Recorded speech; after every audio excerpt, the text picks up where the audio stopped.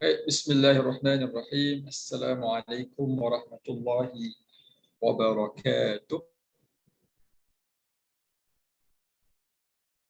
Suara okey ke? Clear, Ustaz, cantik. Alhamdulillah. InsyaAllah kita mulakan dengan Kitab Al-Fatihah. A'udzu billahi minasyaitonir rajim. Bismillahirrahmanirrahim. Alhamdulillahirabbil alamin, arrahmanir rahim, maliki yaumiddin. Iyyaka na'budu wa iyyaka nasta'in. Ihdinas siratal mustaqim. Siratal ladzina an'amta 'alaihim ghairil maghdubi 'alaihim waladdallin. Amin. Bismillahirrahmanirrahim. Rabbana shrah lana sudurana wa yassir lana umurana wahlul 'uqdatam min alsinatina yafqahu aqwalana walhamdulillahi rabbil alamin.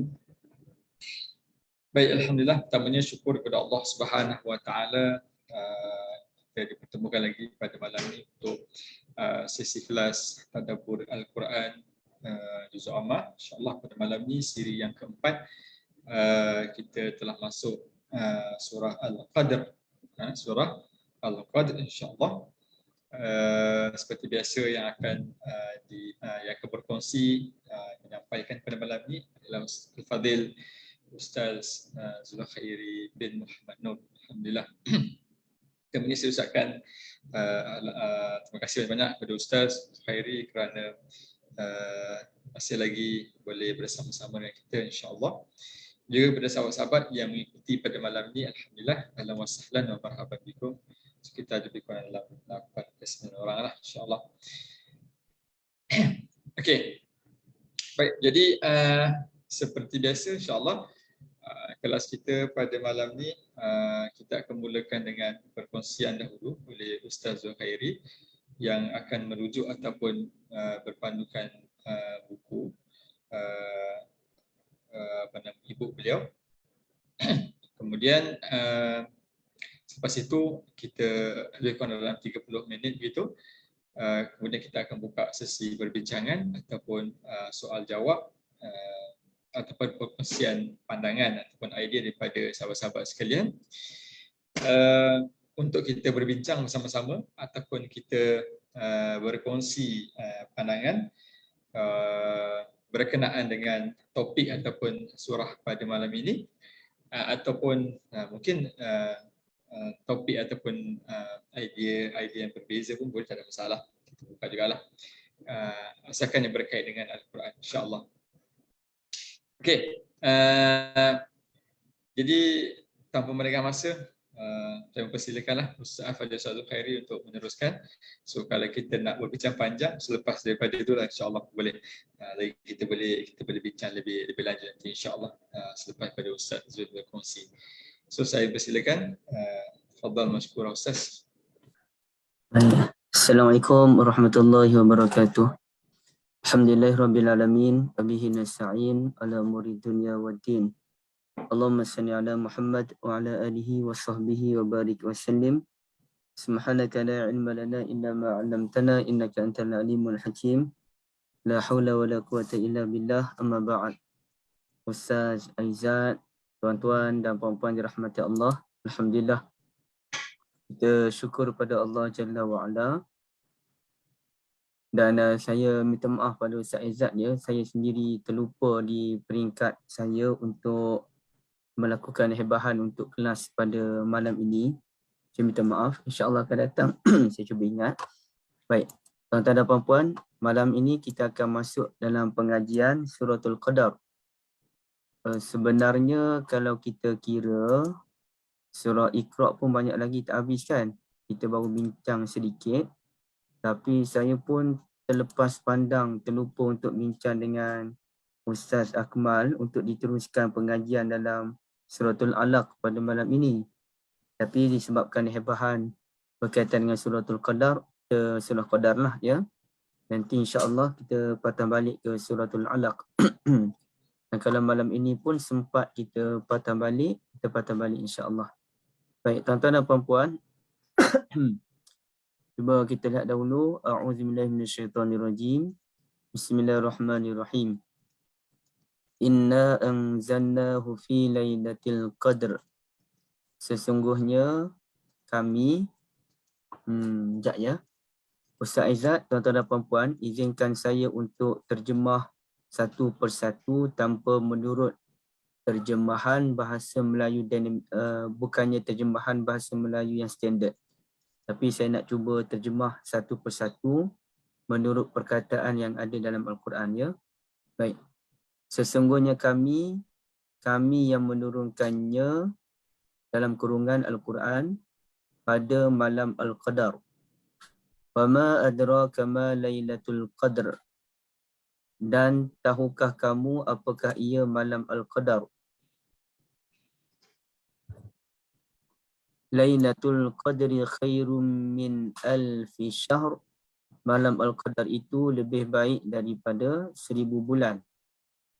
Tanazzalul malaikatu warruhu fiha biizni rabbihim min kulli amr. Malaikat dan ar-ruh, telah turun malaikat, turunnya malaikat dan ar-ruh pada malam Al-Qadar dengan izin Tuhan mereka untuk melaksanakan segala urusan. Salamun hiya hatta matla'il fajr. Kesejahteraanlah pada malam itu sehingga terbitnya fajar. Okey, ini dari suratul Qadar, ya. Tuan-tuan dan puan-puan, sebelum kita pergi kepada kupasan tentang suratul Qadar, perkara yang pertama yang saya nak kongsikan ialah dalam Al-Quran terdapat 4 surah yang semuanya berakhir dengan huruf Ra. Ya, terdapat 4 surah yang kesemuanya berakhir dengan huruf Ra. Yang mana 3 surah itu merupakan surah yang pendek. Bermula dengan suratul Qadar, 5 ayat sahaja, semuanya berakhir dengan Ra. Okey, satu. Yang kedua suratul Asr. Yang ni kalau saya tak baca pun tuan-tuan maklum kan. Wal Asr. Okey, sampailah habis. Watawassaw bis sabr, semuanya huruf Ra. Dan satu lagi surah yang berakhir dengan huruf Ra ialah suratul Kautsar. Okay, ini 3 surah pendek yang semuanya berakhir dengan huruf Ra. Dan satu surah yang panjang berakhir dengan huruf Ra ialah suratul Qamar. Cuba tuan-tuan dan puan-puan perhatikan, ya.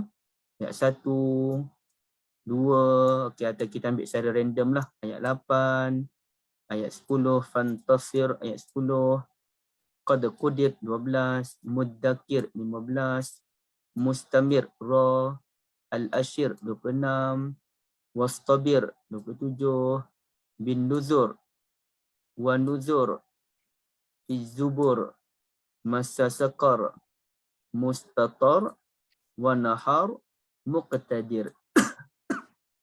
Jadi bayangkan suratul Qamar ini kalau kita lihat dalam Mushaful Quran, dia mengandungi 2 muka surat setengah lebih kurang, ya. Lebih kurang 2 muka surat setengah. Bukan. Hampir 3 muka surat. Ayatnya pendek-pendek. Sampailah 55 ayat. Semuanya berakhir huruf Ra. Jadi ini 4 surah, ya. Suratul Qamar, suratul Qadar, suratul Asr, suratul Kautsar. Semuanya berakhir huruf Ra. Baik. Dan pasti ada persamaan. Wallahualam, saya pun tak buat kajian. Tapi pasti ada persamaan antara seluruh surah yang berakhir huruf Ra. Rasanya ada saya sentuh dalam satu karya saya yang bertajuk huruf pertama dan terakhir dalam Al-Quran. Baik. Okay, itu perkara yang pertama. Perkara yang kedua, tuan-tuan dirahmati Allah, apabila kita tengok dalam suratul Qadar ini, cuba kita lihat dia punya sedikit perkataan, ya, dalam suratul Qadar. Satunya kita jumpa inna, yang keduanya kita jumpa anzalnahu. Di situ terdapat 2 kali perkataan kami. Satu inna tu artinya sesungguhnya kami, dan nahu tu anzalnahu. Okey. Na di situ pun sebenarnya kami. Jadi na yang pertama pada inna dan na yang kedua pada anzalnahu, kedua-duanya bermaksud kami. Na tu dia asal daripada kalimah nahnu, ya, nahnu artinya kami. Jadi Allah Taala sebut 2 kali di situ.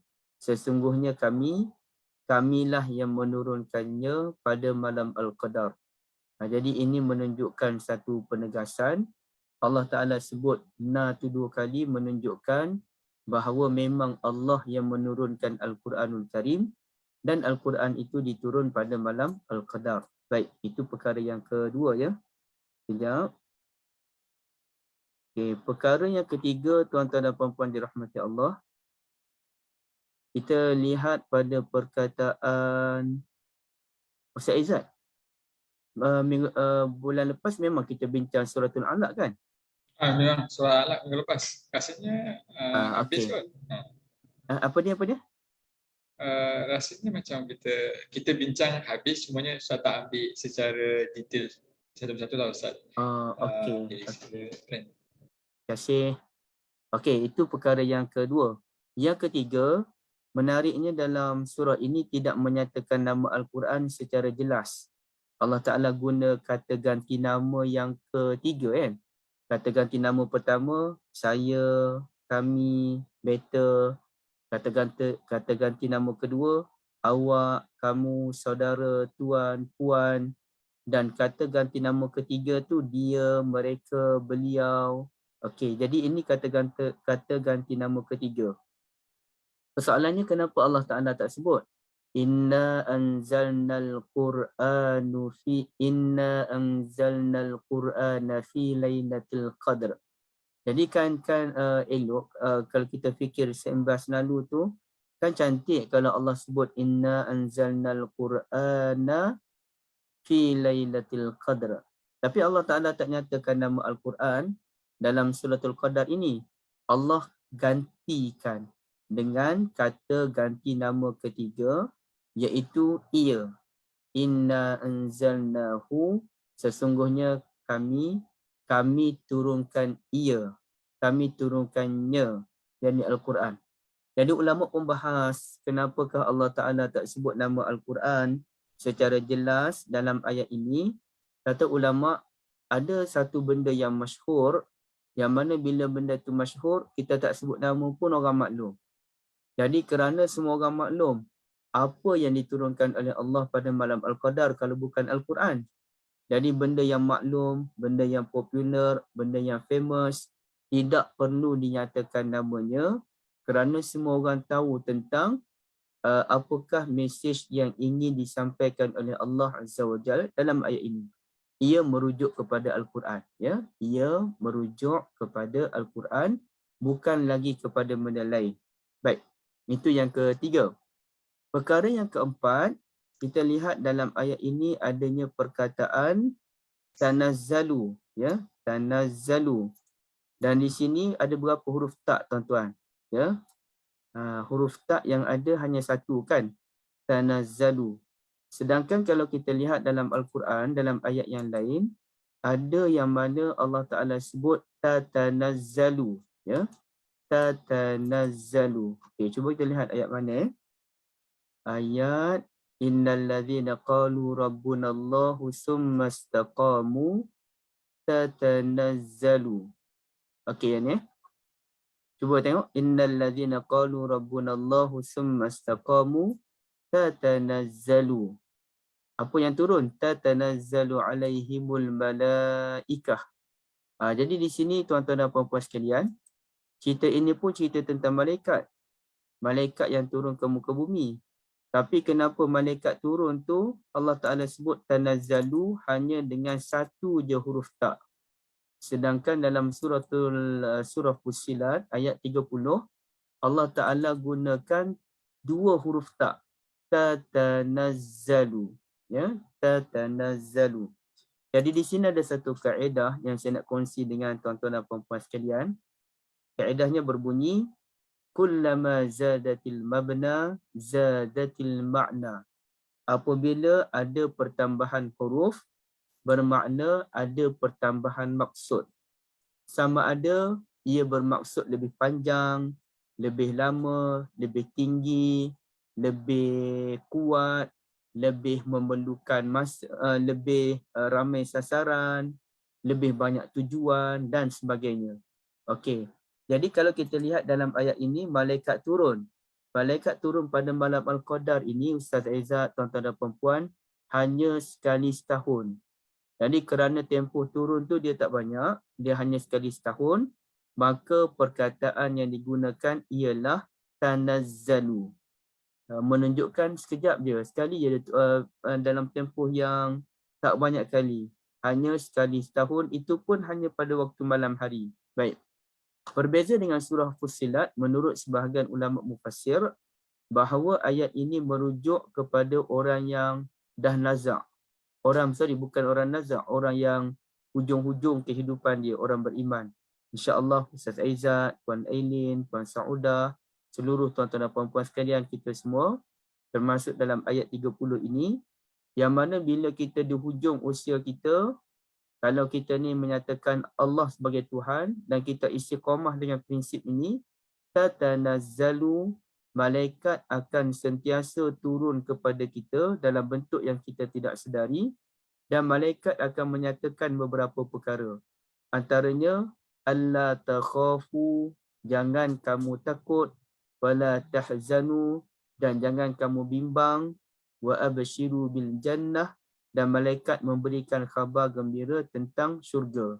Jadi kerana malaikat itu selalu turun kepada orang beriman, tuan-tuan dan puan-puan sekalian, menyebabkan sebahagian orang beriman yang kita lihat tu, mereka benar-benar bersedia menghadapi kematian.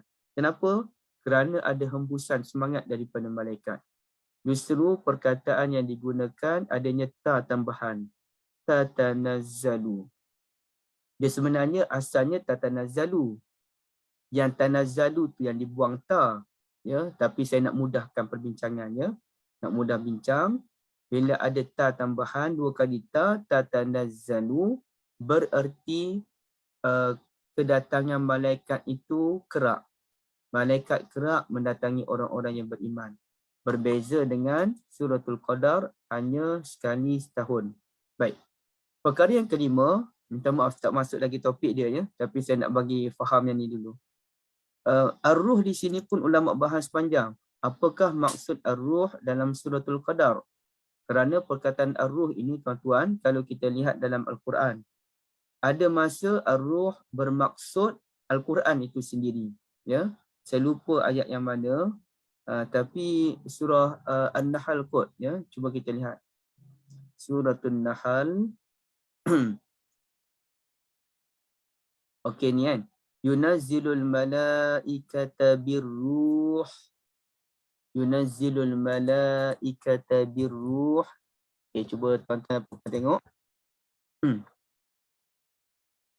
Malaikat, ia menurunkan malaikat membawa wahyu. Birruh, membawa wahyu. Jadi wahyu tu apa dia? Al-Quranul Karim. Jadi Ar-Ruh di sini merujuk kepada Al-Quran. Okey, tapi Ar-Ruh dalam ayat ini dia merujuk kepada apa?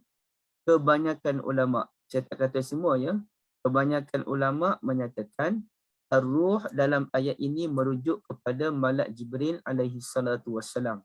Maka timbul isu, kenapakah Al-Quran dinamakan Ar-Ruh? Kerana ruh ini sumber kehidupan kita.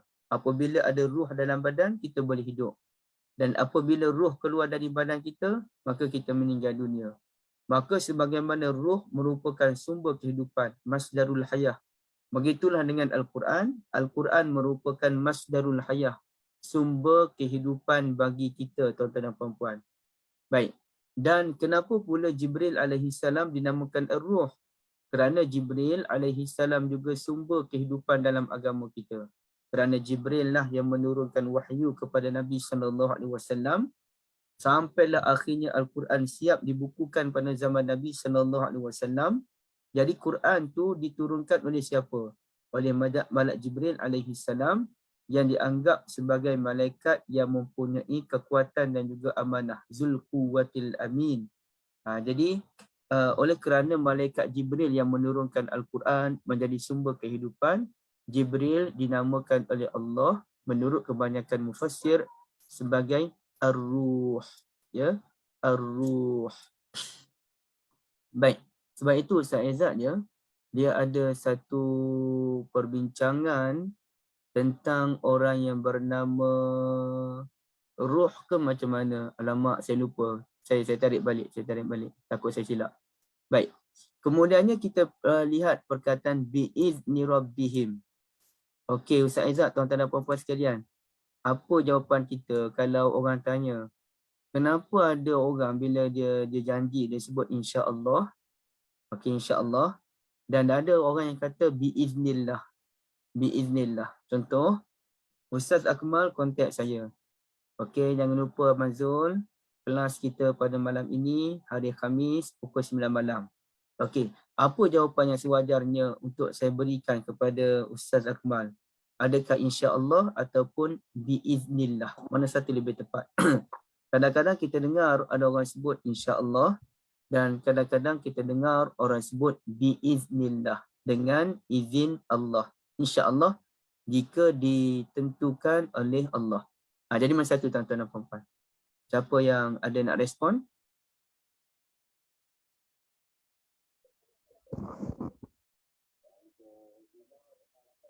Puan Noriani.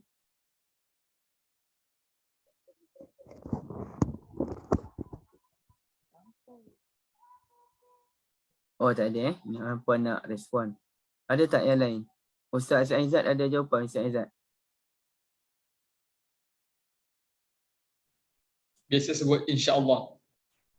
So apa beza antara insya-Allah dengan biiznillah?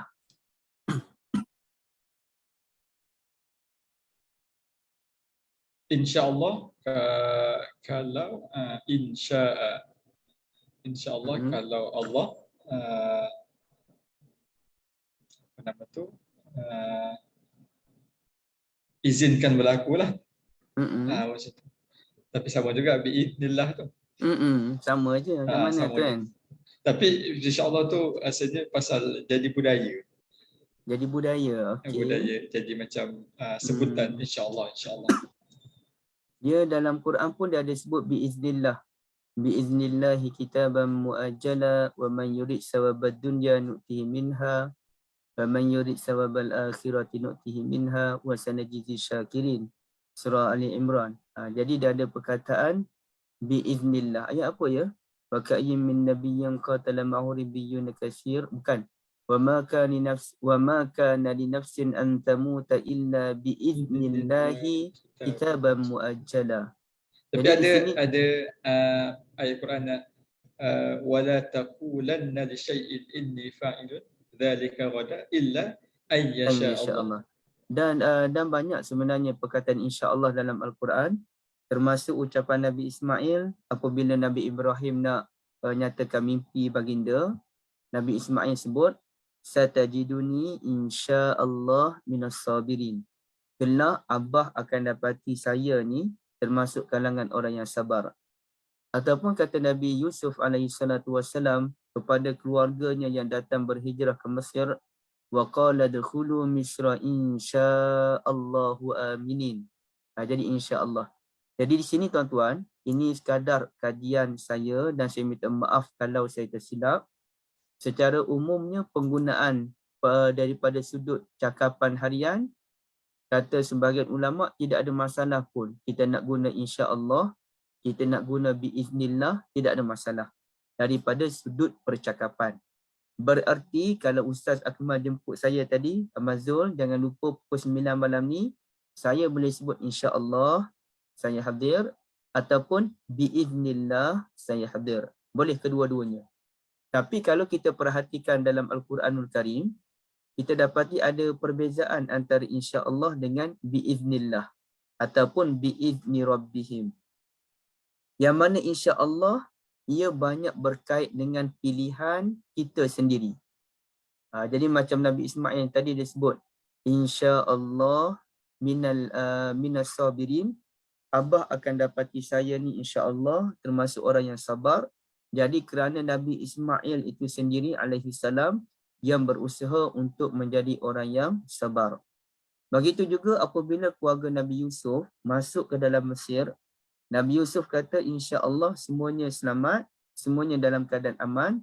Artinya abang-abang yang datang ke Mesir ini mesti menjaga budi pekerti, jaga tingkah laku. Bila kita jaga tingkah laku dengan elok di negara orang, insya-Allah kita akan berada dalam keadaan aman. Baik. Tapi kalau dalam ayat biiznillah ini, termasuk dalam ayat ini biizni rabbihim ataupun dalam surah Ali Imran ataupun banyak lagi lah biiznillah dalam Al-Quran, ia semuanya merujuk kepada sesuatu yang di luar kawalan kita, ya. Sesuatu di luar kawalan kita. Macam contoh ayat tadi kan. Wa ma kana li nafsin. Saya pun tak ingat ayat berapa, kena cari macam ni. Wa ma kana li nafsin. Sekejap. Wa ma kana li nafsin an tamuta illa biiznillah. Okey, ni pun ada juga ni. Ayat 100 surah Yunus.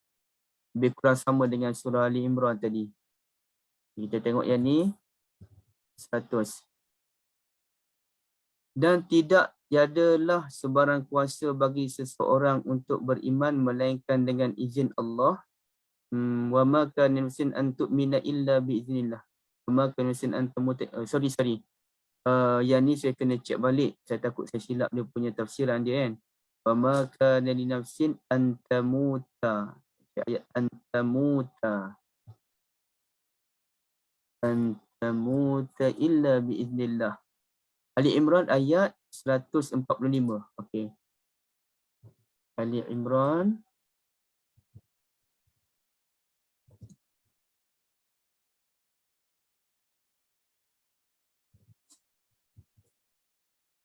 dan tiap-tiap makhluk yang bernyawa tidak mati melainkan dengan izin Allah. Jadi kematian ini, nyawa dan kematian ini merupakan kehendak Allah secara total.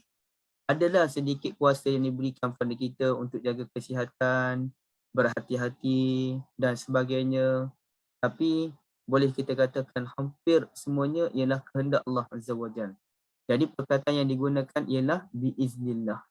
Jadi di sini apabila dinyatakan malaikat dan Jibril alaihi salam turun itu benar-benar dengan keizinan daripada Allah Azza wa Jalla, bukannya dengan kudrah dan keinginan mereka sendiri, ya.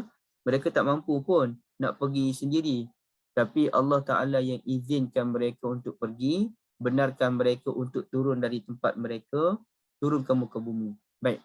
Dan satu lagi perkataan yang boleh kita bincangkan tuan-tuan ialah perkataan Al-Fajr. Dan sebenarnya bila kita sembang tentang waktu Fajar ini, sebenarnya saya pun tak lengkap lagi kajian saya tentang waktu Fajar. Kerana dalam waktu Quran ni, dalam Quran, bila sebut tentang waktu subuh, Allah Ta'ala guna beberapa istilah. Ada Allah Ta'ala guna perkataan bukrah, ada Allah Ta'ala guna perkataan subuh, dan subuh itu ada wasubhi idza tanaffas, ada ayat wasubhi idza asfar, dan kemudiannya ada perkataan falaq, qul a'udzu birabbil falaq, kemudiannya ada perkataan fajar, wal fajr, ataupun salamun hiya hatta matla'il fajr. Jadi saya sendiri, tuan-tuan dan puan-puan, dengan minta maaf, saya tak tahu apa perbezaan antara kesemua istilah dengan lengkap. Saya tahulah usul beberapa perkataan tu, saya maklum. Tapi nak kata keseluruhan tu saya tak berani. Tapi dalam bab fajar ini, kalau kita lihatkan ayat as-sama izam fajarat tu, macam mana ayatnya Ustaz Izzat tu? Jadi infijar ini artinya benda yang terbelah. Ya, infijar, benda yang terbelah. Macam mana terbelah tu? Waktu tu waktu malam. Masa tu waktu malam. Bila dekat-dekat subuh ni, matahari masih berada di bawah ufuk. Ya, matahari masih berada di bawah ufuk. Dan masa itulah fajar. Dipanggil apa, cahaya fajar, cahaya matahari ni keluar, menyingsing. Dan masa itulah cahaya tadi pun mula membelah kegelapan langit. Yang mana cahaya itu dia mula memanjang bagaikan ekor serigala, memanjang ke atas. Ya, dipanggil membujur ke atas. Jadi kerana cahaya itu membelah kegelapan malam, maka ia digunakan, perkataan digunakan ialah fajar, kerana fajar bererti terbelah. Ya, fajar ni artinya belah, membelah terbelah, gitulah. Kena tengok konteks perkataan yang digunakan. Tapi usulnya belah. Okey, baik. Jadi di sini perkataan fajar dinamakan fajar kerana ia belah. Jadi salam itu bermula bila? Salam itu bermula lailah, pada waktu malam, sehinggalah terbitnya fajar. Dan sebenarnya fajar ini pun dia waktu tengah-tengah. Kita nak kata dia siang pun dia tak siang kerana matahari belum terbit. Bila matahari terbit? Matahari terbit apabila syuruk. Sekarang ni syuruk. Saya pun tak pasti sekarang berapa. Dalam 75 minit kot waktu syuruk sekarang ni. Itu waktu kita diharamkan untuk salat. Kecuali salat tertentu. Baik. Jadi nak kata dia malam dah cerah sedikit. Nak kata dia siang, matahari belum terbit. Jadi dia waktu tengah-tengah. Dan ia mempunyai persamaan dengan waktu maghrib. Yang mana maghrib ni kita nak kata siang pun matahari dah terbenam. Tapi kita nak kata malam pun dia masih cerah lagi. Dia ada mega merah di kaki langit. Dan mega merah itu akan hilang apabila mega merah hilang, barulah masuk isyak menurut pandangan jumhurul ulama selain mazhab Hanafi. Syiah tu cerita lain lah. Selain mazhab Hanafi, apabila hilangnya cahaya merah di kaki langit, belum lagi masuk isyak. Dia kena hilang cahaya putih. Dan cahaya putih tu saya tak tahu berapa lama. Tapi saya macam pernah terdengar maklumat menyatakan cahaya putih tu hilang 10 minit selepas hilangnya cahaya merah. Jadi ceritanya, kesejahteraan yang diberikan oleh Allah ini, dia sampailah ke waktu fajar. Dan ucapan sejahtera ini, Ustaz Aizat, tuan-tuan dan puan-puan sekalian, bukan ucapan main-main. Ia bukan ucapan main-main. Kenapa saya nak kata dia bukan ucapan main-main? Kerana ternyata Allah Ta'ala telah memberikan salam kepada ramai para anbiya. Berarti, apabila para anbiya juga mendapat salam, kita juga mendapat salam. Salam ini bukan ucapan main-main. Itu yang boleh kita katakan. Contohnya, tuan-tuan kita lihat dalam surah Maryam, juzuk 16, yang mana Allah Ta'ala sebutkan berkaitan dengan Nabi Yahya bin Zakaria alaihi wassalatu wassalam. Wassalamun alaihi, dan salam ke atasnya pada hari Yahya dilahirkan, pada hari baginda mati, dan pada hari baginda dihidupkan semula. Jadi salam. Dan kemudiannya kita ke depan sedikit, kita akan jumpa bagaimana Allah Ta'ala menyatakan salam kepada Nabi Isa alaihi salatu wassalam, pada hari dilahirkan, pada hari mati, dan pada hari dibangkitkan semula. Salam. Sekarang kita lihat pula dalam surah As-Saffat bagaimana Allah memberikan salam kepada beberapa para anbiya. Contohnya Allah Ta'ala sebut pada Nabi Nuh, salamun ala Nuhin fil alamin. Kemudian Allah sebut kepada Nabi Ibrahim alaihi salatu wassalam, salamun ala Ibrahim. Kemudian Allah sebut lagi kepada Nabi Musa dan Harun, salamun ala Musa wa Harun. Allah sebut kepada keluarga pengikut Nabi Ilyas, salamun ala Ilyasin. Dan pada hujung sekali, ini ayat yang biasa kita dengar, subhana rabbika rabbil izzati amma yasifun wa salamun alal mursalin walhamdulillahi rabbil alamin. Jadi salam kepada seluruh para mursalin. Jadi di sini dalam keadaan salam, rupa-rupanya salam yang sama, mungkin kadarnya sahaja yang berbeza, lebih sedikit rendah, disebabkan kita bukan para anbiya. Allah turut berikan kepada seluruh orang beriman, khasnya orang yang menghidupkan al-muhyi, yakni muhyil lailah, yang menghidupkan malam al-qadar, dan salam itu berlanjutan dari awal malam sehinggalah terbitnya fajar. Jadi maknanya ini bukan ucapan main-main lah, tuan-tuan dan puan-puan sekalian. Baik. Seterusnya, penting juga untuk kita memahami apabila kita baca suratul Qadar, sebenarnya suratul Qadar ini pun dia ada kaitan dengan suratul Alaq. Suratul Alaq, yakni surah sebelumnya. Yang mana dalam suratul Alaq Allah Ta'ala sebut Iqra' bismi rabbikal ladzi khalaq bacalah dengan nama Tuhan yang menjadikan. Ya. Jadi baca tu Allah Ta'ala sebut dalam suratul Qadar, yakni Al-Quran. Yang Allah Ta'ala sebut bacalah dalam suratul Alaq itu, suratul Qadar yang berikutnya Allah Ta'ala cerita tentang Al-Quran. Jadi maknanya bacalah Al-Quran. Baik. Dalam akhir suratul Alaq Allah Ta'ala sebut, la tuti'hu, jangan kamu taati orang-orang kafir, wasjud, sujudlah, waqtarib, dan dekatkan diri kepada Allah. Maka bagaimana cara untuk kita sujud, dekatkan diri kepada Allah? Antara caranya ialah dengan menghidupkan malam Al-Qadar. Jadi dia ada kaitan lah tuan-tuan dan puan-puan sekalian, antara dua surah ini. Ya, ada kaitan.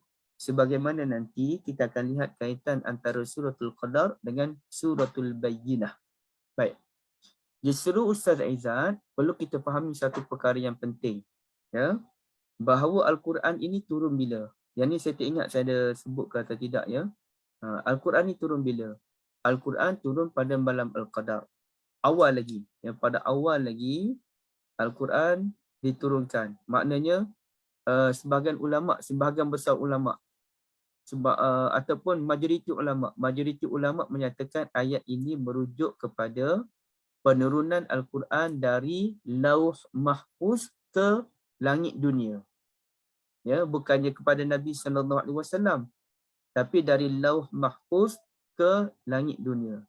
Tapi ada ulama yang tak setuju. Antaranya Syekh Fadl Hasan Abbas radhiyallahu an, seorang ulama yang gelega. Beliau tak setuju dengan pandangan jumhurul ulama. Seingat saya, tapi saya tak boleh nak komen panjang sebab saya terlupa dia punya point dia. Beliau menyatakan memang Al-Quran, memang ayat ini merujuk cerita ayat pertama yang diturunkan kepada Nabi SAW, wallahu alam. Yang tu kena buat kajian baru. Ya. Baik. Jadi tuan-tuan, pada dulu-dulu Allah Ta'ala dah turunkan Al-Quran pada malam Al-Qadar. Kemudiannya kita lihat dalam surah Al-Baqarah, Allah Ta'ala pun sebut, Syahrul Ramadan alladhi unzila fihi al-Quran. Bulan Ramadan, bulan diturunkan Al-Quran. Al-Quran itu diturunkan kepada Nabi Muhammad SAW dalam keadaan Allah menyatakan Al-Quran diturunkan pada malam Al-Qadar. Dan surah ni surah Makkiyah kan? Surah ini merupakan surah Makkiyah ke Madaniyah, tuan-tuan? Okay. Ini cuba kita lihat, dia kata surah Makkiyah. Maknanya surah ini bila sebut Makkiyah, ia turun sebelum hijratun Nabi SAW ke Darut Taibah Al-Madinatul Munawwarah. Bermakna Allah Ta'ala dah sebut dah isu malam Al-Qadar. Allah Ta'ala dah sebut isu malam Al-Qadar sebelum Nabi hijrah ke Madinah. Baik. Kemudian bila Nabi SAW hijrah ke Madinah 2 tahun yang pertama ataupun pada tahun yang kedua, barulah Nabi SAW dan para sahabat diperintahkan untuk puasa yang dinamakan As-Siyam, kutiba alaikumusiyam, puasa Ramadan. Jadi puasa Ramadan tu datang selepas 2 tahun Nabi hijrah SAW hijrah ke Madinah. Kemudian barulah wujud namanya Salatul Tarawih ataupun Qiyam Ramadan. Berarti malam Al-Qadar ini ceritanya cerita Al-Quran. Bukannya ceritanya solat tarawih. Bukan ceritanya puasa. Yang paling inilah, paling utama. Bukan saya nafikan puasa dan solat tarawih pula tuan-tuan, yang salah faham ya. Tak. Tapi yang peniernya, yang awal sekali itu yang berkaitan malam Al-Qadar ialah Al-Quran. Yang solat tarawih ke, yang puasa ke, dia datang selepas tu. Yakni selepas Nabi SAW hijrah ke Madinah. 2 tahun lepas tu, tahun kedua hijrah. Barulah adanya perintah puasa dalam bulan Ramadan. Barulah adanya salatul tarawih. Tapi lama sebelum tu, dalam surah Makkiyah lagi, Allah dah cerita dah pasal malam Al-Qadar. Malam Al-Qadar. Dan bila Allah sembang, Allah sebut pasal malam Al-Qadar, Allah kata Al-Quran. Dalam ayat ini, inna anzalnahu fi lailatul qadr, dan dalam ayat syahrul Ramadan allazi unzila fihi al-Quran, Allah Ta'ala cerita pasal Al-Quran. Maka kita mesti memahami bahawa Al-Quran merupakan perkara yang paling penting dalam bulan Ramadan, khasnya pada malam Al-Qadar. Ya, khasnya pada malam Al-Qadar. Dan pastilah apabila ibadah itu disinergikan, ia akan jadi lebih kuat. Yakni, kalau A membaca Al-Quran seorang diri di luar salat, B pula membaca Al-Quran dalam salat, pastilah B yang membaca Al-Quran dalam salat, yang disinergikan baca Al-Quran dengan ibadah lain yang namanya salat, lebih baik daripada orang yang membaca Al-Quran semata-mata. Pastilah level orang membaca Al-Quran dalam salat lebih berganda kedudukan dia. Tapi apa yang saya nak sampaikan ialah Al-Quran itu isunya yang paling besar dalam malam Al-Qadar. Baik. Kemudiannya tuan-tuan dan puan-puan sekalian, Astaghfirullahalazim. Ustaz Aizat dah tak perasan 9.52 dah. Saya banyak kupas ayat ini tanpa bergerak pun kepada tulisan saya itu, saya minta maaf. Tapi saya kira poin-poin yang saya sampaikan tadi itu penting untuk saya kongsikan dalam bab At-Tadabburil Quran. Wallahualam. Kita berhenti di sini untuk kalau ada perbincangan, ya. Silakan.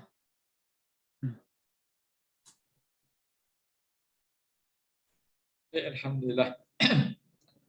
Terima kasih banyak Ustaz Zul. Itulah saya pun tak nampak, tak perasan juga yang ada kupasan Ustaz kat bawah tu, sebenarnya ada yang dekat ulasan-ulasan Ustaz tu kan. Ustaz ulas satu persatu. Tapi dekat situ pun kita dah nampak, kita dah dapat apa nama tu, maksud di sebalik surah Al-Qadar ni daripada kupasan Ustaz daripada ayat 1 hingga ayat 5 lah. Cumanya mungkin sedikit perkongsian berkenaan dengan perununan Al-Quran tu Ustaz. Dalam Al-Quran sepanjang yang saya semak ada empat lokasi ataupun 4 tempat yang Allah ceritakan tentang penurunan Al-Quran. Yang pertama pada surah Al-Qadar, Inna anzalnahu fi lailatul qadr. Okay. Yang kedua pada surah surah Ad-Dukhan, iaitu pada ayat yang ketiga, Inna anzalnahu fi lailatin mubarakatin inna kunna mundirin. Kemudian yang ketiga yang Ustaz baca tadi itu surah Al-Baqarah, Syahrul Ramadan alladzi unzila fihi al-Quran. Kemudian yang keempat pada surah Al-Anfal ayat 41. Yang berbunyi wa'lamu annama ghanimtum, panjang tu sampai kepada amantum billah wa ma anzalna ala abdina yaumal furqan yaumal taqal jam'an wallahu ala kulli syai'in qadir. So ada 4 tempat yang menceritakan tentang penurunan Al-Quran. Mungkin Ustaz, ayat berapa Ustaz Aizat? Al-Anfal. Al-Anfal awal yang mana 10. yang last kali tadi Al-Anfal ayat 41. Ya, ya. Cumanya dalam surah Al-Anfal ni Allah cerita dia kaitkan dengan perang Badar. Yang apa ni, perang Badar kat situ. Mungkin Ustaz boleh ulas sikit ke macam mana? Yang pasal Al-Anfal ni. Ataupun berkaitan. Okey. Saya pun tak tahu tentang Al-Anfal ni macam mana. Kalau kita nak sama-sama cari bolehlah. Tapi jujurnya saya pun tak tahu dia punya kupasan dia tu. Syed Izzat, silakan kalau ada tambahan lagi. Sementara saya cuba cuci mata tengok. Okey. Saya nak share je lah 4 tempat tu dalam Quran. Cumanya kalau ada sahabat-sahabat lain yang kalau ada nak lontarkan persoalan ataupun pandangan, silakan. Ustaz Arif ada ke situ? Ustaz Izzat, jazakumullah khairan atas kongsian yang sangat baik tadi. Saya pun terlupa tentang ayat ketiga surah Ad-Dukhan. Di samping saya pun terlupa Ustaz Arif ada sekali. Maaf ya. Barakallahu fikum. Okey, silakan. Ada yang nak tanya ataupun nak berkongsi, silakan. Berkenaan dengan tadilah.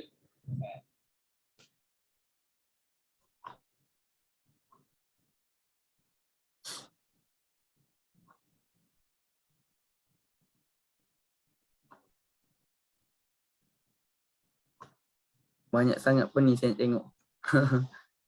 Fama anzalna ala abdina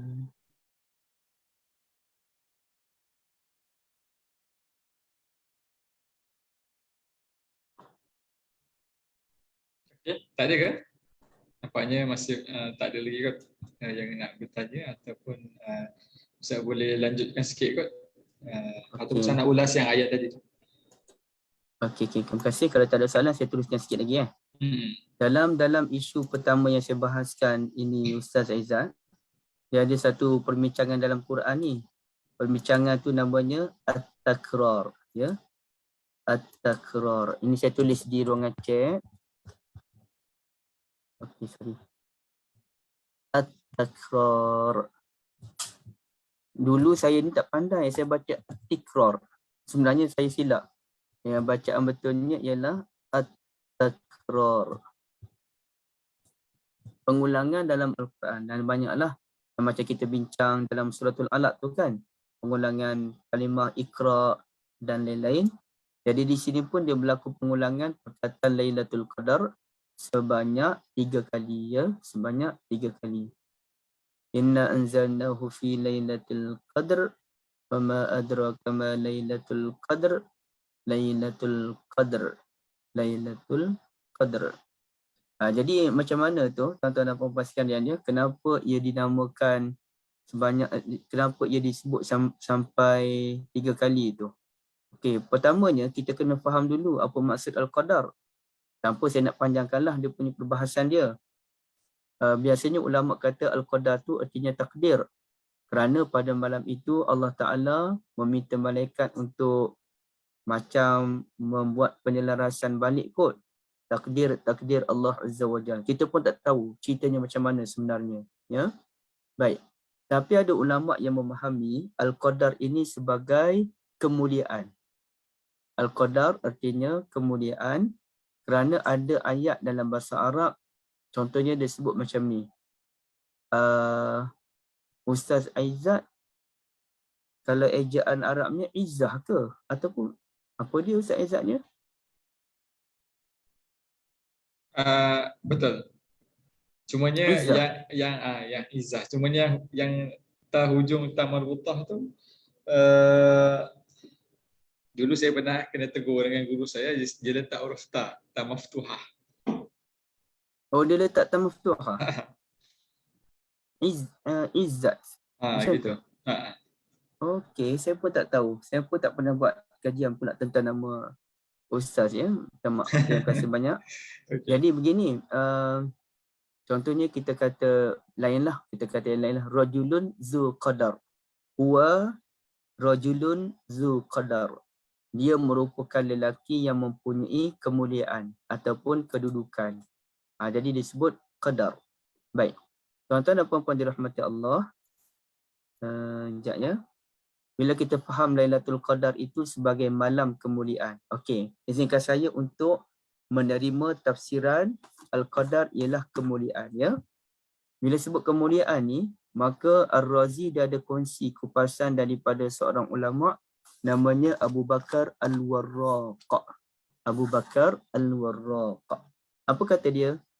Summiyat Lailatul Qadri li'annahu nazala fiha kitabun zu qadrin. Malam Al-Qadar ini dinamakan Al-Qadar, yakni malam kemuliaan kerana pada malam itu turunnya kitab yang mempunyai zu qadar, mempunyai kemuliaan ataupun mempunyai kedudukan. Okay. Ala lisani malakin zi qadar. Diturunkan atas lisan malaikat yang mempunyai qadar, yakni kemuliaan. Ala ummatin laha qadar. Diturunkan kepada umat yang mempunyai kedudukan ataupun kemuliaan. Okey, ayat selepas ini saya tak pasti adakah ia ayat Abu Bakar Al-Warraq ataupun ayat Ar-Razi. Saya kira ayat Ar-Razi, wallahu alam, saya tak tahu. وَلَعَلَّ اللَّهَ تَعَالَى إِنَّمَا ذَكَرَ لَفْظَةَ الْقَدَرِ فِي هَذِهِ السُّورَةِ 3 مرات لِهَذَا السَّبَبِ. Boleh jadi Allah Ta'ala sebut lafaz Al-Qadar sebanyak 3 kali itu, Lailatul Qadar sebanyak 3 kali, atas ketiga-tiga sebab ini. Okey, apa maksudnya tuan-tuan dan puan-puan sekalian? Cuba kita lihat balik Suratul Qadar. Tengok sinilah, senang sikit. Saya sebenarnya baru okey sikit suara ya sebab selesema dan batuk. Tapi alhamdulillah rasa bertahan malam ni. Semalam tak okey lagi. Okey, maknanya kalau yang pertama tu kita sebutkan uh, kerana turunnya kitab yang mulia. Inna anzalnahu fi lailatul qadr, sama dengan apa yang Abu Bakar Al-Warraq sebut, malam itu dinamakan Al-Qadar kerana padanya turun kitab yang mulia. Jadi isu pertama yang diketengahkan ialah isu Al-Quran dalam ayat pertama. Okey. Jadi bila sebut kenapa ya malam Lailatul Qadar disebut 3 kali dalam suratul Qadar? 3 kali itu kita kena tahu annahu la taqrara fil Quran. Tidak ada pengulangan dalam Al-Quran. Apabila Allah ulang perkataan yang sama, ia membawa maksud dan konsep yang berbeza. Jadi konsep yang pertama ialah cerita tentang Quran. Memanglah sebut Lailatul Qadar, memang cerita pasal malam Qadar, tetapi isunya, topiknya Al-Quran. Okey. Abu Bakar Al-Warraq sebut ala lisani malakin zi qadar, artinya cerita yang kedua ini tuan-tuan dan puan-puan dirahmati Allah, cerita tentang malaikat. Tahukah kamu apa yang berlaku, apakah ia malam Al-Qadar? Yakni malam yang diterangkan dalam ayat keempat. Yang menjelaskan ayat kedua ni ialah ayat keempat, turunnya malaikat dan ar-ruh pada malam tersebut. Jadi Al-Qadar, Lailatul Qadar yang kedua tu merujuk kepada penurunan para malaikat beramai-ramai berserta malak ar-ruh Jibril alaihimussalam. Baik, dua. Dan yang ketiga, ala ummatin laha qadar, diturunkan kepada umat yang mempunyai kedudukan. Maknanya ayat keempat ni, Lailatul Qadri khairum min alfi syahr, malam Al-Qadar lebih baik daripada 1000 bulan. Jadi baik tu macam mana? Iaitu adanya kesejahteraan sehingga terbitnya matahari. Yang menjelaskan ayat kedua ialah ayat keempat. Yang menjelaskan ayat ketiga ialah ayat kelima. Baik tu dari sudut kesejahteraan dari malam sampailah ke waktu fajar. Dan ia bersamaan dengan tempoh 1000 bulan. Jadi kebaikan tu untuk siapa? Kebaikan itu ialah untuk umat yang mempunyai kemuliaan. Jadi di sini berulangnya perkataan Lailatul Qadar merujuk kepada 3 konsep yang berbeza. Lailatul Qadar yang pertama, Al-Quran. Lailatul Qadar yang kedua, malaikat-malaikat. Lailatul Qadar yang ketiga, umat. Bererti dalam malam Al-Qadar kita perlu menghargai 3 perkara ini. Menghargai Al-Quran, menghargai para malaikat yang datang, dan menghargai kelebihan-kelebihan yang Allah Ta'ala sediakan untuk kita sebagai umat yang teristimewa pada malam tersebut. Wallahu a'lam. Baik, itulah Ustaz Izzat ya.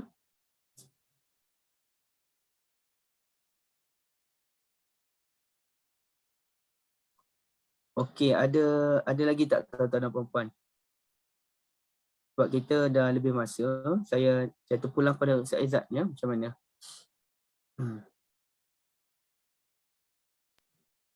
Boleh Ustaz sikit lagi macam topik menarik. Kenapa Allah merahsiakan malam Al-Qadar? Okey, boleh, tak ada masalah. Jadi sekarang ni isunya pula mengapakah Allah Ta'ala merahsiakan malam Al-Qadar. Kalau macam tu saya habiskanlah semuanya. Kenapa Allah rahsiakan malam Al-Qadar?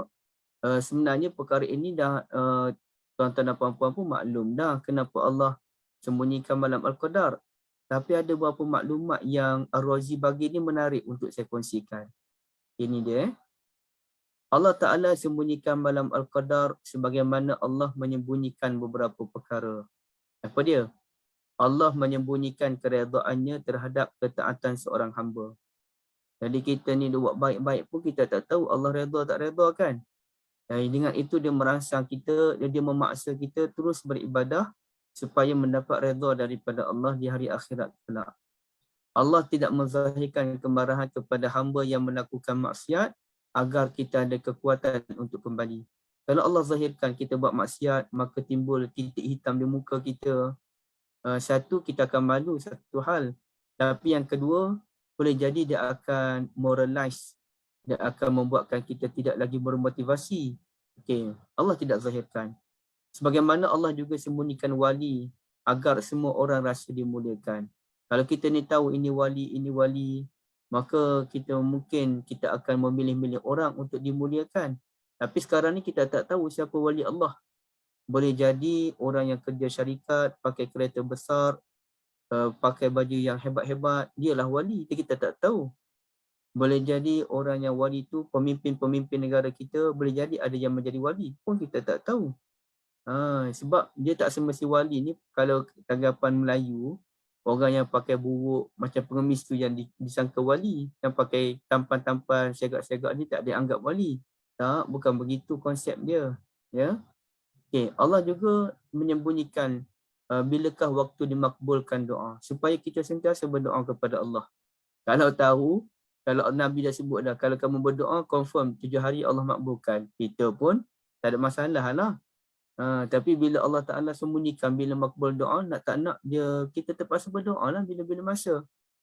Allah menyembunyikan namanya yang agung agar kita berdoa dengan seluruh namanya. Ulama bahas ni, apa nama Allah yang paling agung? Ada yang kata Al-Hayyul Qayyum. Ada yang kata Ya Zal Jalali wal Ikram. Zul Jalali wal Ikram. Ada yang kata nama Allah itu sendiri. Ada yang kata Arhamar Rahimin. Jadi kita tak tahu. Menyebabkan ada doa Nabi itu kan, aku merayu kepadamu ya Allah dengan seluruh nama-Mu yang aku tahu dan yang aku tidak tahu. Baik. Allah Ta'ala juga sembunyikan salat wusta yang sebenarnya agar kita memelihara semua salat. Imam Syafi'i kata salatul subuh. Jumhur ulama kata salatul asar. Ada ulama kata salatul maghrib. Ada ulama kata salatul jumu'ah. Jadi kita tak tahu jawapan sebenar. Agar kita memelihara seluruh salat. Hafizu ala salawati wa salatin wusta. Allah Ta'ala sembunyikan hakikat taubat diterima agar kita sentiasa bertaubat kepada Allah. Allah sentiasa menyembunyikan masa kematian agar kita sentiasa melakukan persiapan. Justru begitulah Allah Ta'ala menyembunyikan malam Al-Qadar. Dari filosofi yang dibawakan oleh Razi itu yang menarik perhatian saya untuk kongsikan dengan tuan-tuan dan puan-puan sekalian. Kemudian kita tahulah beberapa contohnya, kalau kita tahu malam Al-Qadar, kita hanya fokus malam tu je lah. Bila kita tak tahu, kita fokus semua malam. Tapi ada lagi benda menarik dibawakan oleh Razi. Semoga Allah merahmati Razi rahimahullah dan masukkan beliau kalangan orang yang mulia sebagaimana Ibn Abbas Al-Mufassir. Allah Ta'ala ni nak jaga kita agar kita tidak melakukan dosa yang terlampau besar. Kalau kita tahu malam tu malam Al-Qadar, tapi kita buat juga dosa pada malam tersebut, maka dosa tu akan berganda-ganda kerana kita terang-terangan memperlekehkan malam Al-Qadar. Dan memang ada pun orang jenis macam tu kan. Jadi Allah sembunyikan, maka walaupun kita dianggap melakukan dosa besar juga kerana buat pada malam Al-Qadar, sekurang-kurangnya kita buat dalam keadaan kita tak tahu itu merupakan malam Al-Qadar. Okey, baik. Kemudiannya Allah Ta'ala sembunyikan malam agar semua orang bersungguh. Okey, yang itu kita maklum. Yang keempat, tak apalah. Seterusnya akhir sekali, kesejahteraan sampailah fajar. Kesejahteraan sampailah fajar. Jadi kesejahteraan tu ulama bahas apa dia. Ada yang kata malaikat turun berturut-turutan memberikan salam kepada orang-orang yang mengerjakan ketaatan. Kemudiannya kita sejahtera daripada segala bahaya. Ada ulama kata kita sejahtera daripada gangguan syaitan. Ada ulama kata artinya, ini menarik. Salamun hiya hatta matla'il fajr. Allah ingin menganugerahkan syurga as-salam kepada sesiapa sahaja yang menghidupkan malam Al-Qadar sampailah tawaran itu bermula dari malam sampailah fajar. Salamun, syurga as-salam buat sesiapa sahaja yang menghidupkan malam Al-Qadar bermula malam sampailah terbit fajar. Bukan kita kena beribadat tanpa putus, tak. Tapi tawaran tu terbuka. Tawaran tu terbuka dari malam, awal malam sampailah terbitnya fajar. Nah, dan begitu. Adapun persoalan Ustaz Arif, tadi kita ada sentuh ya Ustaz Arif, bahawasanya antara kaitannya dalam suratul Alaq, Allah Ta'ala suruh kita baca Quran, Iqra' bismi rabbikal ladzi khalaq. Manakala dalam suratul Qadar Allah Ta'ala cerita tentang Al-Quran yang diturunkan. Jadi dah ada kaitan. Dalam ayat akhir suratul Alaq dinyatakan la tuti'hu wasjud wa qtarib, jangan mentaati kezaliman, sujud kepada Allah, dekatkan diri kepada Allah. Jadi bila kita nak sujud dan dekatkan diri pada Allah, waktu yang terbaik iaitu malam Al-Qadar, itulah waktu yang terbaik. Wallahu a'lam. Saya Izzat ya. Di sudut surah Al-Fajr, surah Al-Qadar dah selesai dah. Berkenaan yang tadi, Allah merahsiakan malam Al-Qadar tadi. Adakah benda ni sama, dirahsiakan malam Al-Qadar dengan Allah merahsiakan juga orang yang bertemu malam tu? Sebab macam mana kita nak tahu yang kita bertemu dengan malam Al-Qadar? Adakah juga rahsia seperti mana rahsianya malam Al-Qadar itu? Setakat yang kita tahulah, tak ada orang pun tahu bahawa itulah malam Al-Qadar. Dan kalau orang tahu, dia ada juga kesan-kesan negatif. Tapi Nabi SAW pernah mendapat alamat tentang malam Al-Qadar tu, tapi Nabi lupa kan. Ya, macam mana cerita dia tu Nabi dapat alamat tapi Nabi lupa. Jadi di sini saya kira lebih baik kita berpegang bahawa kita secara yakininya kita tak tahu bila malam Al-Qadar. Dan kita tidak perlu menyatakan saya rasa semalamlah malam Al-Qadar, kerana rasa-rasa kita tu semuanya membunuh semangat orang. Kadang-kadang setiap kali bulan Ramadan mesti ada orang kata, oh rasa semalam malam Al-Qadar, lain macam je hari ni, semalam pun lain macam. Orang pun balas komen di Facebook. Saya sebut semalam lah, orang pun 2-3 orang komen. Kita yang jenis malas ibadah ni dah hilang semangat dah. Dah terlepas dah. Buat macam mana pun dah terlepas dah malam Al-Qadar. Kita dah hilang semangat dah. Maka di sini kita sepatutnya tak perlu bincang pun rasanya semalam. Saya pun tak pernah jumpa lagi mana-mana hadis ataupun asar ulama menyatakan ada perbualan antara mereka semalamlah malam Al-Qadar, tak ada. Semua orang bersemangat untuk menghidupkan Ramadan dari awal hingga akhir. Kalau kena, alhamdulillah allazi bi ni'matihi tatimmus shalihat. Okay, baik, alhamdulillah. Jelas. Okey, ada persoalan lagi daripada sahabat-sahabat kalau nak bertanya ataupun melontarkan pandangan. Kalau nak tulis soalan di chat pun boleh juga, dalam soalan. Assalamualaikum Ustaz. Waalaikumsalam warahmatullahi. Saya nak bertanya, apa pandangan Ustaz tentang ada sebahagian yang mengatakan hari ataupun malam Qadar tu dikira jumlah perkataan huruf yang dalam tu. Oh, huruf sampai 27 Ustaz. Dia bilang sampai 27 huruf ke? Macam mana? Macam tu lah saya ingat lah macam mana. Mana Jazakumullah. Jazakumullah khairan. Sekejap ya. Tak nak tidur lagi. Sekejap tuan-tuan.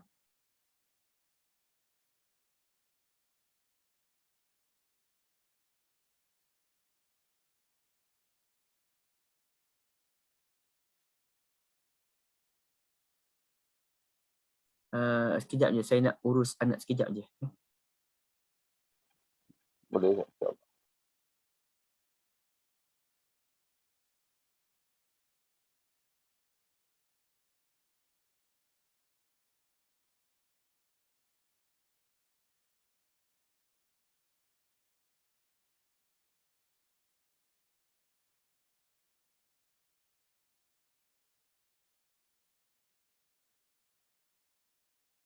Okey, minta maaf ya. Suratul Qadar tu yang Ustaz Arif sebutkan dia bilang huruf. Bilang huruf macam mana ya? Yang ni. Lailatul Qadar disebut 3 kali kan? Lam 1, ya 2, yang ni Lailah ni saja 4 huruf. Kemudian 1, 2, 3, 4, 5. Bukan macam tu, silap. Siapa yang ingat tuan-tuan ya? Bilang huruf ni macam mana? Saya pun tak ingat dah.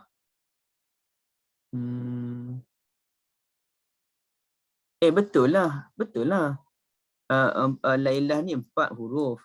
Al-Qadar ni 5. 5 tambah 4 berapa? 9. Okey, oleh kerana Lailatul Qadar ada 3 kali disebutkan ayat 1, 2, 3 ni, maka 9 darab 3 berapa? 27. Disuruh malam Al-Qadar berlaku pada malam 27 berdasarkan kiraan number tadi. Betul kan? Itu soalan Ustaz Arif kan?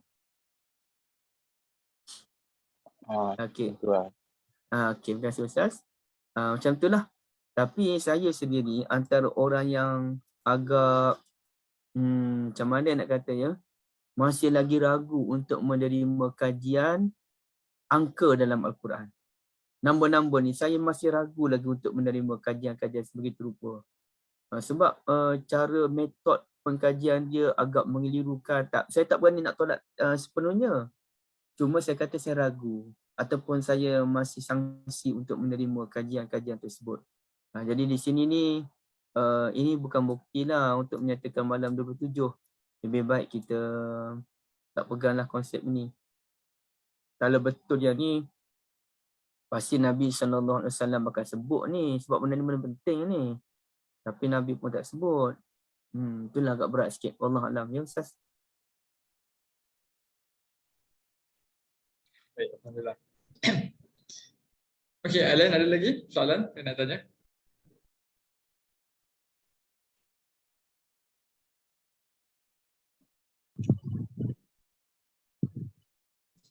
Saya tak ada Ustaz. Alan tak ada. Okey. Alan tak ada ya? Okey, rasanya tak ada kot. Baik, kesimpulan Ustaz? Tak ada kesimpulan. Tak ada kesimpulan. Okey, baik. So, saya pun tak ada kesimpulan juga sebab saya rasa kita jelas tentang bagaimana. Sebab mungkin di situ kita boleh kembangkan lagi perbincangan ataupun kita punya kajian tentang surah Al-Qadar ni sendirilah. Maksudnya balik rumah nanti boleh tengok lagi kitab-kitab tafsir ataupun pandangan-pandangan ulama berkenaan dengan surah Al-Qadar ini supaya kita boleh dapat lebih banyak view lagi lah, insya-Allah. Okey. Baik, okey, insya-Allah untuk malam ni kita punya kelas kita sekadar itu saja. Cumanya saya diminta izin dengan Ustaz Zul tadi untuk saya promote sikitlah buku tulisan. Sebab sebenarnya ramai yang tanya saya sebenarnya. Jadi Ustaz, yang ni buku Ustaz Zul ke yang kelas tadabbur tu? Kan. Saya kata, iyalah tu. Jadi sebenarnya Ustaz Zul ni dia banyak menulis buku di samping beliau menyampaikan kuliah ataupun perkongsian berkenaan dengan Al-Quran. Saya mungkin boleh tunjuk kot antara buku-buku Ustaz Zul Khairi. Okey. Ada nampak tak? Kat skrin nampak Ada. So untuk buku yang terkini yang ni Ustaz. Rahsia tulisan Al-Quran. Rahsia tulisan Al-Quran. Tulisan Al-Quran. So dalam buku ni Ustaz banyak saya ada baca sikit lah. Saya dah beli tapi tak boleh baca lagi. Bagaimana kalimah-kalimah dalam Al-Quran itu yang berbeza, yang hampir sama, apakah dia punya perbezaan dia dan sebagainya. Kemudian kisah tidak sahih di meja penceramah juga ada. Saya ingat kalau sahabat-sahabat untuk lebih explore tentang Al-Quran tu mungkin boleh dapatkan buku Rahsia Tulisan. Ustaz Zul mungkin boleh share link kot kalau nak beli tu. Ke pergi kat Facebook Ustaz. Ada link kan? Nanti saya share link dekat dalam grup WhatsApp kelas kita nanti. Untuk kalau siapa nak dapatkan buku Ustaz Zul. Situ ada situ. Dekat komen. Okey, kemudian ada persoalan dalam solat. Ini pun menarik juga untuk dibaca. Ada beberapa kesilapan ataupun tata cara solat yang kita laksanakan yang mungkin dekat situ kita boleh tengok apa nama tu yang selalu kita laksanakanlah dalam solat. Okay, yang lain saya ingat buku-buku lain macam dah tak ada Ustaz. Macam buku yang lama tu ada lagi ke? Buku sebenarnya kebanyakan buku e-book. Okay. Dan termasuk buku persoalan dalam solat ni pun dah habis. Kami pun jadi e-book je. Saya tak ulang cetak. Tapi buku terbaru yang secara fizikalnya tadilah Rahsia Tulisan Al-Quran dan juga kisah-kisah tidak saya ni.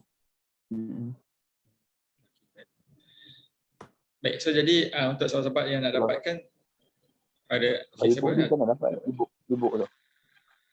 E-book tu kena boleh hubungi Ustaz Akmal. Okey, nanti saya bagi dia punya tu nombor. Dalam grup Ustaz Aizat boleh bagi grup Okay, insya-Allah. Maksudnya dalam grup yang Ustaz bagi tu ada Ustaz Aizat dengan Ustaz Azman, Ustaz Akmal ni contact number. Ada dalam tu. Ada dalam message yang. Tapi nanti saya akan bagi link lah untuk kontak Ustaz Akmal untuk yang e-book punya. Tapi kalau untuk yang buku fizikal ni ada dekat link yang Ustaz Zul share tadi.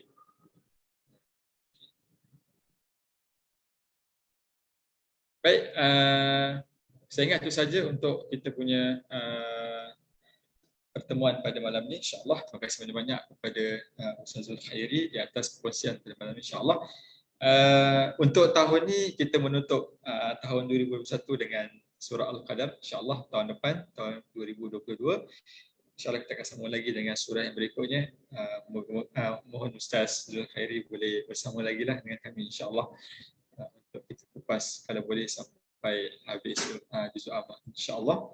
Kerana banyak ilmu dan dimensi-dimensi baru dalam kita memahami Al-Quran. Macam saya katalah, kebanyakan juga yang join ni adalah pelajar kelas di center. Jadi sangat dekat dengan Al-Quran. Maka sedikit sebanyak mungkin di situ dengan tadabbur ni kita boleh lebih hampir, lebih mencintai Al-Quran, insya-Allah, sampai kita belajar membaca, insya-Allah. Okey, terima kasih banyak kepada Ustaz Zul di atas masa yang diberikan. Sahabat-sahabat sekalian yang mengikuti pada malam ini, insya-Allah moga-moga juga memberi manfaat kepada semua dan membawa kita lebih mencintai Al-Quran, insya-Allah. Apa yang baik datang daripada Allah, yang salah dan silap daripada kami sendiri, insya-Allah. Kita tangguhkan dengan tasbih kafarah dan surah Al-Asr. Subhanakallahumma wa bihamdika asyhadu an la ilaha illa anta astaghfiruka wa atubu ilaik. Wal 'asr innal insana lafi khusr illa alladhina amanu wa 'amilus shalihat wa tawassaw bil haqq wa tawassaw bis sabr. Okay, wassalamu alaikum warahmatullahi wabarakatuh. Wallahu a'lam.